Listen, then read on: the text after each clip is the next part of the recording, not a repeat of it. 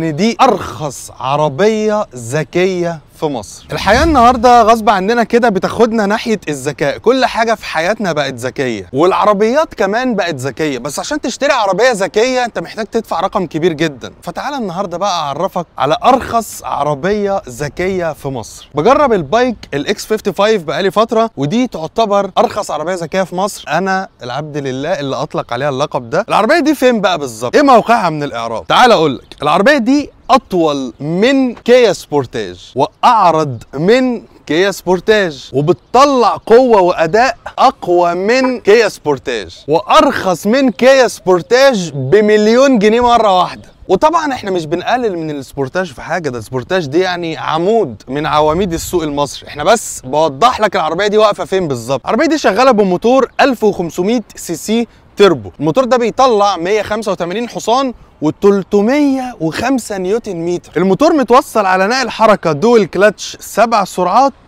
مبلل في زيت عشان المشاكل وكده، لا ده مش هتلاقي فيه مشاكل. والموتور اللي راكب في العربيه دي مصنف انه من افضل 10 مواتير في الصين، انت متخيل؟ والعربيه بتقدر تجيب من 0 ل 100 في 7.8 ثانيه، دي الارقام الرسميه من الشركه. والعربيه بالنسبه لاستهلاكها للبنزين، فاستهلاكها على السواقه الطبيعيه الهاديه الحلوه استهلاكها وصل معايا لحوالي 7.2 لتر و7.5 لتر لكل 100 كيلو. السواقه العنيفه القويه وصل ل 9.8 لتر لكل 100 كيلو. واصلا تجربه القياده في العربيه دي هايله جدا. انت كمان تقدر تجرب العربيه دي من بايك، العربيه عايشه معايا بقالها اسبوع، فتجربه القياده هايله جدا يا جماعه. ثبات هايل، اداء عظيم جدا. العربيه في المناورات كمان هايله، مستوى البروده والتكييف في العربيه دي روعه روعه، احسن كمان من العربيه الاقل منها اليو 5 بلس، هنا احسن بكتير. والموتور والفتيس فيما بينهم تناغم وبيطلعوا اداء خيالي، والعربيه بتقدر توصل لسرعات يا جماعه عاليه انت اصلا ما بتبقاش حاسس. يعني انا مصور العربيه وهي ماشيه بسرعات خرافيه، انا مش مصدق ان عربيات زي كده تقدر تجيب السرعه دي وانت ما تبقاش كمان حاسس وانت سايق. وهنا نيجي لاهم نقطه في العربيه، الذكاء. هي العربيه دي ذكيه في ايه بقى؟ ما انت بتقول بقى ذكيه وبتاع وعامل لنا دماغه. اولا بالنسبه للاضاءه، الاضاءه بتاعت العربيه دي غريبه شويه. الاضاءه دي فيها حاجه اسمها الانتليجنت لايت. العربيه طول ما هي داخله مثلا يمين او داخله شمال، فالفوانيس بتتوجه يمين او شمال حسب دخولك عشان تساعدك ان انت تشوف كويس وانت داخل. لو ما فيش عربيات قدامها والطريق ضلمه، هي بترفع الاضاءه تلقائي لاعلى مستوى عندها. لكن العربيه لو حست ان في عربيه قدامها وان الطريق خلاص منور، بتوطي الاضاءه لوحدها برضو علشان ما تضايقش اللي سايق قدامها. والاشارات شغاله بنظام الدايناميك لايت. تاني حاجه في موضوع الذكاء ده، العربيه دي بتقدر ان هي تركن لوحدها، فيها اوتو بارك، بتقدر تركن لوحدها بدون تدخل نهائي منك. ثالث حاجه في موضوع الذكاء ده، ان العربيه لما بتيجي تقف وراها بتلاقي نور الستوب ده نور كده لوحده من غير ما انت تعمل اي حاجه، والشنطه بتفتح تلقائي عشان لو انت شايل حاجات في ايدك او محتاج الشنطه بتفتح تلقائي زي ما احنا شايفين كده. وده هياخدنا للنقطه اللي بعدها، هي مساحه الشنطه. الشنطه دي يا جماعه مساحتها 350 لتر، وده رقم انا مش فاهم، هم تقريبا كانوا بيعدوا غلط او حاجه. الشنطه مساحتها المفروض اكبر من كده، عينيك تجيب ان الشنطه دي اكبر من 350 لتر. رابع حاجه في الموضوع ده هي الازاز. الازاز ده بيقفل لوحده، العربيه بتقفل لوحدها الازاز اول ما تنزل. لو انت سايب حاجه مفتوحه، ناسي حاجه، فتحه السقف مفتوحه، ايا كان، مجرد ما بتنزل وتبعد عن العربيه فكل ده بيقفل لوحده. بالنسبه بقى للذكاء من ناحيه الصوت، الصوت في العربيه دي مميز قوي يا جماعه. العربيه شغاله ب8 سماعات تقريبا، الصوت فيها روعه. الصوت كمان بيتغير حسب ما انت ماشي على الطريق، يعني انت لو ماشي على سرعات عاليه الصوت في العربيه بيعلى. الصوت لو انت مشغل ميوزك او حاجه بتعلي الصوت، لو انت في زحمه وبتهدي السرعه الصوت كمان بيهدى معاك. يعني انت بتدوس فرامل عشان تهدي سرعه العربيه، تدريجيا الصوت بيهدى معاك زيه زي الفرامل لحد ما توصل لاقل مستوى صوت. هو مش بيطفيه خالص عشان ما يمنعكش عن السماع، ولكن بيقلله عشان تركز في الزحمه والكلام ده. وطبعا الاوبشن ده انت ممكن تفصله عادي. ده غير بقى التحذيرات اللي بتعملها العربيه وانت ماشي. العربيه لما بتحس ان انت خلاص قربت تخبط حد قدامك او حاجه بتديك تحذيرات، والكاميرات بتشتغل تلقائي جوه العربيه. كده احنا محتاجين نخش جوه عشان نشوف الذكاء جوه بقى عامل ازاي. احنا اتكلمنا بره كتير قوي. اولا قبل ما نعمل اي حاجه، انت اول ما بتخش الاوكر دي بوب اوت بتفتح لوحدها من غير ما اطلع المفتاح، هي العربيه بتفتح لوحدها. اول ما بنفتح فعندنا الانتليجنت سيت، الكرسي الذكي العظيم اللي اول ما بتفتح الباب تلاقي الكرسي بيرجع تلقائي عشان يوسع لك مكان تدخل. الكرسي بتتحكم منه كهرباء في 6 اتجاهات، والكرسي نفسه تصميمه جامد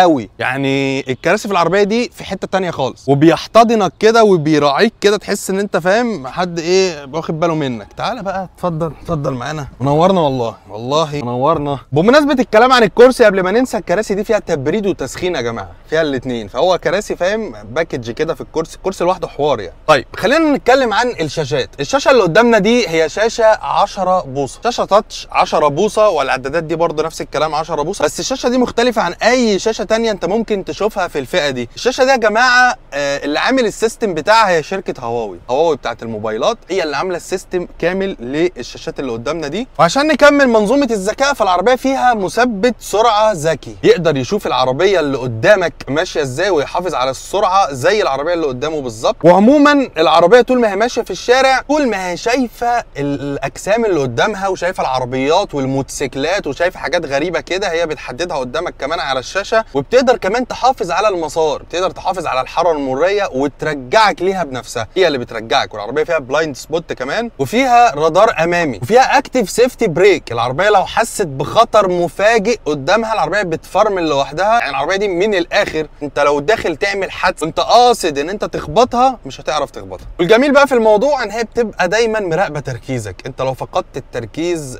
حسيت ان انت عايز تنام، الكلام ده كله بيظهر قدامك تنبيه ان انت لا، فوق واصحى وصحصح معانا كده. وخلي بالك المفتاح اللي معانا هو مفتاح ذكي برضو، بيقدر يدور العربيه عن بعد. طيب الذكاء انتهى لحد كده؟ لا يا ريس، بصراحه في تفصيله عجبتني جدا اكتشفتها في العربيه دي وانا بغسلها. لما تيجي تغسل العربيه بتلاقي دايما الشخص اللي بيغسل لك العربيه بيرفع المساحات بايديه وكده. لا، هنا في السيستم قدامنا في حته مخصصه للموضوع ده، بتدوس على زرار معين بيرفع لك المساحات عشان يعرف عامل النظافه ينظف تحتها، وبعدين تدوس عليه تاني فيروح مرجع المساحات تاني مكانها. طبعا بالنسبه بقى الانتيريور، فده واحد من احلى الانتيريورز اللي ممكن تشوفها في الفئه دي. عندك هنا شاحن وايرلس، عندك مساحات تخزين في كل حته جنبك، عندك كمان ثلاجه، هنا ثلاجه تقدر تسقع المشروبات، وعندك تكييف خلفي للركاب اللي ورا، والكراسي قلنا فيها تبريد. فتقريبا العربيه دي حاسه ان احنا داخلين على صيف ما يعلم به الا ربنا. وعندك الامبيانت لايت العظيم قوي اللي مش بس شغال قدام ومش بس شغال على الابواب دي،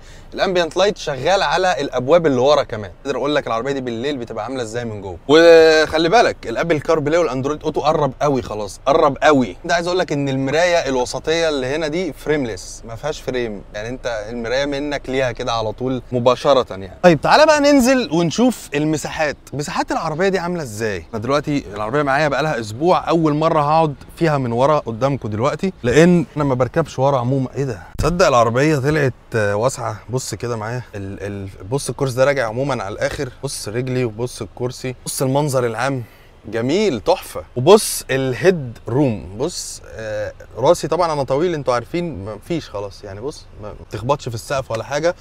هنا مفيش نفق فتيس نهائي، مفيش نهائي نفق فتيس، كل حاجه بص منك، بص رجلي بتعدي ازاي، مفيش. الخامات المستخدمه عموما حلوه. الفرش الجلد اللي انا قاعد عليه ده عموما في الانتيريور كله هو فرش جلد نابا عادي، ما تسالنيش ازاي بالسعر ده وفي فرش جلد نابا. الخامات هنا كل ده جلد، وقدام برضو جلد. طيب ننزل بقى الجنوط المستخدمه في العربيه دي شكلها حلو، جنط باللون الرمادي، تحسه خلاص رمادي اللي هو اغمق درجه، اللي هو داخل على الاسود، اللي هو اصلا لايق مع العربيه. ما انت خلي بالك العربيه اصلا كلها تو تون، العربيه كلها لون، السقف لون والجنط لون، ده كده 3 تون. بالنسبه بقى لوسائل الامان الاساسيه بعيدا عن الذكاء، فالعربيه فيها 6 ايرباج واي بي اس واي بي دي واي اس بي. العربيه فيها تاير بريشر مونيتور، بتقدر ان هي تقرا ضغط الاطارات ايه اخباره. فسيدي دي بايك اكس 55 واحده من احلى العربيات واكبرهم في الفئه دي. بايك اكس 55 بتيجي بضمان 7 سنين او 200,000 كيلو